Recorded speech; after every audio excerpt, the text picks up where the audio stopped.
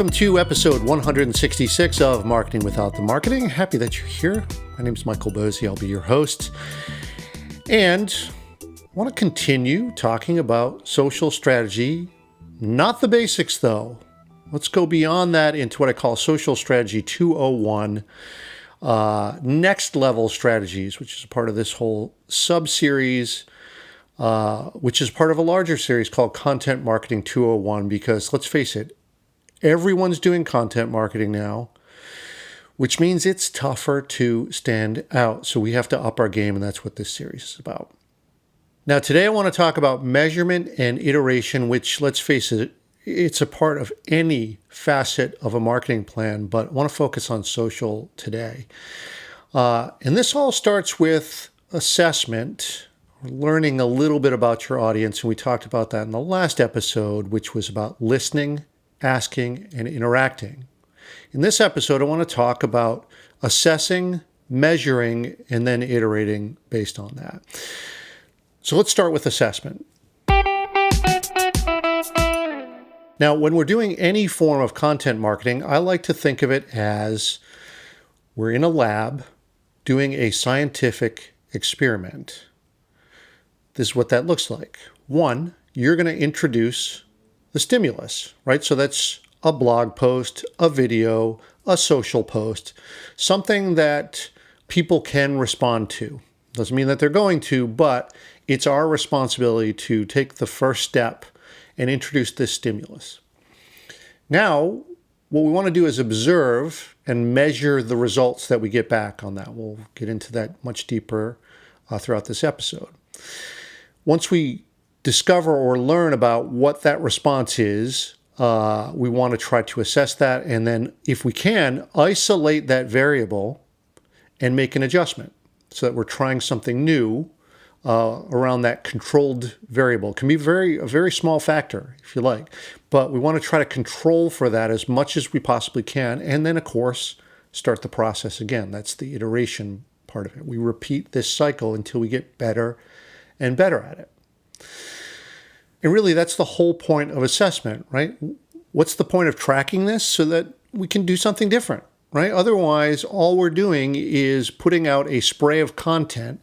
And this is a very common fallacy with businesses. Focus on the product, put content out there, and expect people to respond to it, right? So in other words, if you build it, they will come. And in my experience, that's not going to happen, right? This is why measurement is incredibly important. We can't just think that our product is really, really good and that's going to be good enough, right? If it were that easy, then every single company who produced a good product would be successful, and we know that that's not true. And this is what I like about it, right? Because yes, content marketing is an art, right? There's a creative element to it as well, but it's also a science, right? We have to be measuring if we're going to be doing good marketing. It's a key part of what we're doing. So let's get into the meat of it in the measurement aspect of it, and that starts with setting metrics. There are a lot of ways that we measure in marketing.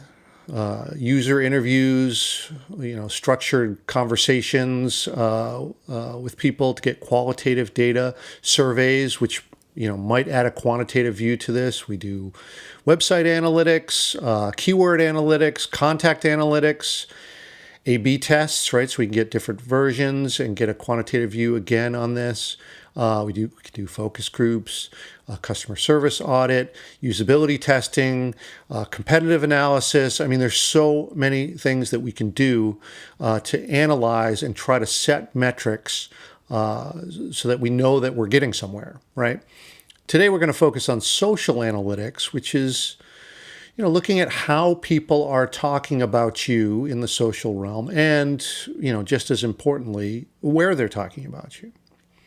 Now, look, this is going to apply, any of this is going to apply to all of your content that you're putting out there, but since we're focused on social, let's keep the lens here for now. So how do we do this? Well, one, we got to pick the tool set that we're going to use to measure. And there are a ton of third-party tools that you can use to measure in social. And look, a lot of them are expensive. You could spend anywhere from $30 a month to over $300 a month, which says to me that there's value in knowing this stuff, right? If some of these third-party apps and these services cost that much, that shows you that there are some people who are willing to spend that much and that this stuff has value. But look, most businesses that I work with are very small. Solo entrepreneurs, 3 to 6 person businesses, 10 people, they're not at the point where they're going to be laying down $350 a month for metrics. But thankfully, there's a lot that you can do for free with the analytics that are included right there in the social apps, right? And this, if there's any upside to social apps,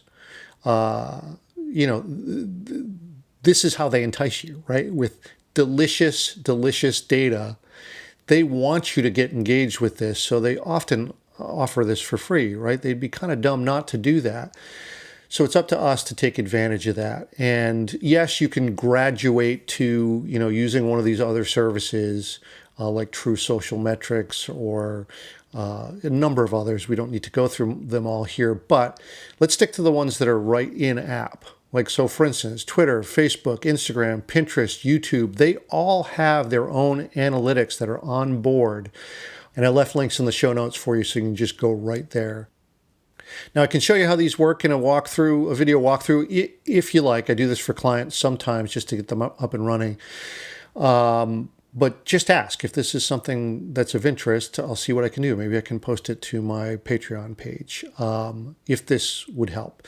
But quite honestly, some of these things are fairly easy to manage and to use.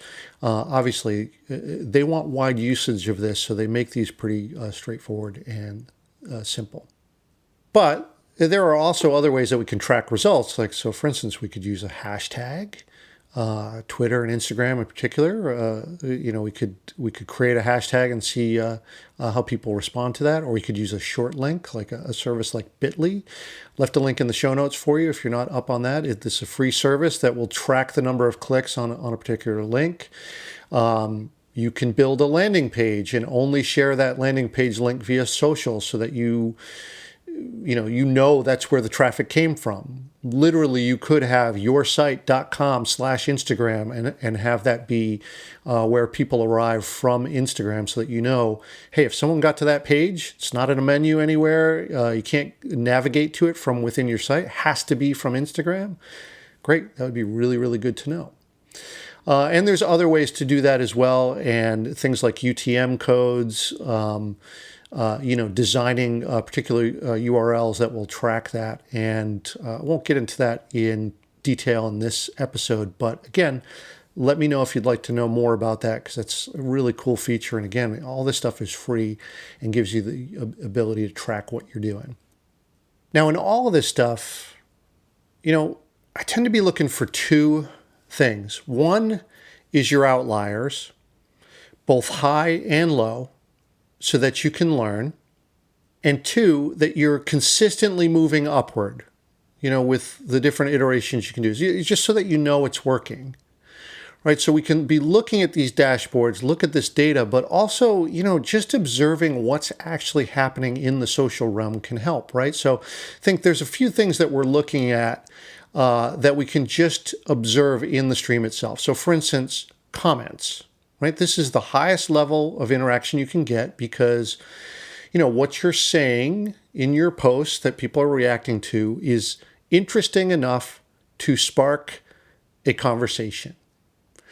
It takes the most time for someone to formulate a thought and respond to it, good or bad, right? So one metric you could use is the ratio of comments that you get for a post to your overall followers, right? Next would be shares, right? This is sort of medium level engagement because this is generally pretty easy, though worth a lot, right? Like basically if you post something and I'm willing to repost it, in effect, I'm associating myself with you in this post. So in other words, I'm kind of aligning myself with you, and that's an expense of social capital and worth a lot. Right, sharing like this shows affinity, so look, this metric is really valuable. Shares are really important. Now, if we're to keep moving down the list here, likes would be the next level, right? Because look, it's a very low interaction where you just click like on something, whether that's via Twitter, Instagram, Facebook. I've thought it was interesting. I click like. It's literally the least you can do as far as an activity on a post, but it's still an interaction, so it's worth something. Just don't take this to be too much. You want to see people graduate to, I'll share this or I'll comment on it. And then the lowest level, and by lowest I mean almost zero level, is views, right? I mean, look, this is awareness only and it's worth close to nothing. Now, of course, as I've said over and over on this podcast, you do need awareness as a part of marketing, right? Someone needs to see your post in order to do something with it. But if they've only seen it and it didn't inspire any action whatsoever, it was just a view and nothing else, it's not worthless, but it's pretty close. So these are the few things that I would look at just top level: comments, shares, likes, and views. And again, let's look for the outliers, right? Was there a post that got a lot of engagement? People were commenting on it. It spurred a great discussion. Awesome. Like, what can you learn from that so you can do that more? Or on the low side, right? Like one that was complete crickets. We got to learn something from that too. Was the timing bad? Was the tone bad? What was it that you can isolate in terms of a variable that didn't work, that made this flop, right? That's just as valuable information because you know to avoid that next time. Lastly, let's look at iteration. Simple concept. You've set metrics and you want to look at those metrics objectively. And let's go a step further on this, right? If we're able to measure this and start to make some assessments here, one big thing that we want to do at this point is to try to detect, if we can, any burgeoning sub-segments in our audience, right? So is there a group that by their data signature is exhibiting certain characteristics that are similar, right? Because if that's the case, we can start talking to those people in that subsegment a little bit differently. And this is really valuable, right? So now you're not just standing at the podium talking to anyone. Now you can lean in a little bit and get a little bit more personal, a little bit more intimate, a little bit more like, hey, I think I understand you and where you're coming from and what it is that you need from me. Show up with some empathy. This will help you build a relationship in a lot deeper fashion and will affect the content that you're producing, right? Like, are you hitting the mark or not? Or are we still missing this? Are we still kind of talking to the crowd at large, or are we able to start honing in on these subsegments? But the big thing is we want to start making adjustments. We cannot just stick to one plan of attack and keep going with it, right? That's the whole point of this. The question that I say all the time to my students and to my clients, now that we've learned this, what can we do differently now, right? What can we do to take one variable that we think was the culprit for not hitting the mark?